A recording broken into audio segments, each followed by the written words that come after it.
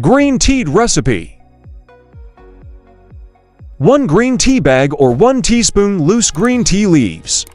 1 cup hot water not boiling, optional, honey, lemon slices, or fresh mint for flavor. 1. Boil water. Heat water until it's hot, but not boiling. Boiling water can result in a bitter taste for green tea.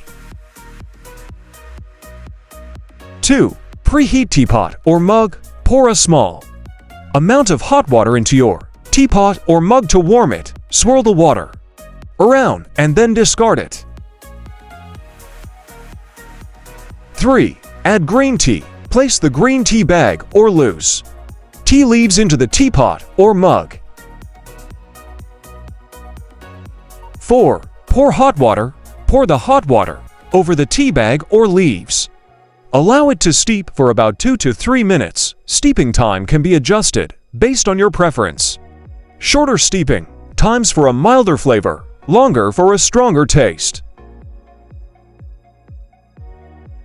5 optional additions: add honey, lemon slices, or fresh mint for extra flavor. Stir gently. 6. Strain or remove tea bag if using loose tea leaves. Strain the tea to remove them. If using a tea bag, you can remove it.